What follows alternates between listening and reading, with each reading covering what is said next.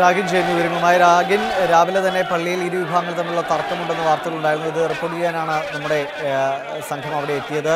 റബിനെതിരെ പോലീസിന്റെ അതിക്രമം, പിന്നാലെ ഭീഷണി. എന്താണ് വിവരം?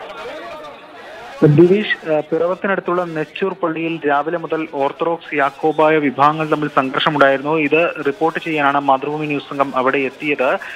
ഇതിനിടെയാണ് പോലീസിന്റെ ഭാഗത്ത് നിന്ന് ഒരു മോശം പെരുമാറ്റം ഉണ്ടായത്. അതായത് പോലീസ് പിടിച്ച് ഉന്തുകയും തള്ളുകയും ചെയ്യുകയായിരുന്നു. മീഡിയയാണെന്ന് പറഞ്ഞപ്പോൾ പുറത്തു പോകാൻ നിർദ്ദേശിച്ചു.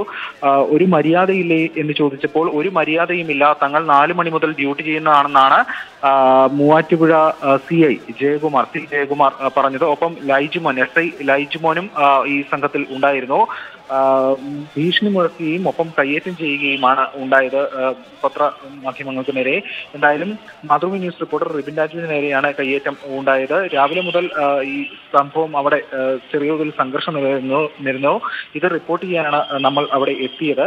ഇതിനിടെയാണ് ഇത്തരത്തിൽ ഒരു മോശം പെരുമാറ്റം അല്ലെങ്കിൽ ഒരു കയ്യേറ്റം പോലീസിന്റെ ഭാഗത്തു നിന്ന് ഉണ്ടായത്.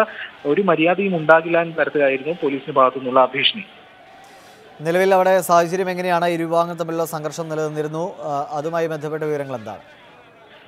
നിലവിൽ ഇപ്പോഴും അവിടെ ചെറിയ തോതിലുള്ള പ്രശ്നങ്ങൾ നിലനിൽക്കുകയാണ്. രാവിലെ മുതൽ ഈ പ്രശ്നങ്ങൾ ഉണ്ട്. വലിയ തോതിലുള്ള ഒരു പോലീസ് സന്നാഹവും സ്ഥലത്ത് തമ്പടിച്ചിട്ടുണ്ട്.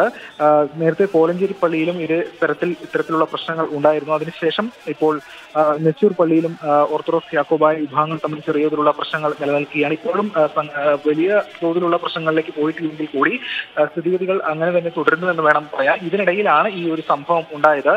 പോലീസിന്റെ ഭാഗത്തുനിന്ന് പൊടുന്നനെയാണ് ഒരു പ്രകോപനവും ഇല്ലാതെ ഇത്തരത്തിൽ ഒരു പ്രശ്നം ഉണ്ടാക്കിയത്. പോലീസിന്റെ ഭാഗത്തു നിന്ന് പിന്നീട് എന്തെങ്കിലും പ്രതികരണം ഉണ്ടായോ? ഇക്കാര്യത്തിൽ വീഴ്ച പറ്റിയതായ എന്തെങ്കിലും പ്രതികരണം ഉണ്ടായോ ഉന്നത ഉദ്യോഗസ്ഥരിൽ നിന്ന്?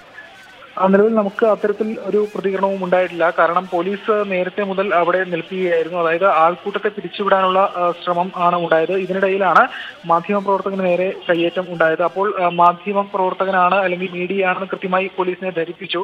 എന്നിട്ടും ആ നിലയിൽ തന്നെയാണ് പെരുമാറ്റം ഉണ്ടായത്. എന്തായാലും അതിൽ നിന്ന് മറ്റ് നടപടികളൊന്നും പോലീസിന്റെ ഭാഗത്തു നിന്നോ അല്ലെങ്കിൽ മറ്റ് കാര്യങ്ങളൊന്നും അവർ അറിയിച്ചിട്ടില്ല.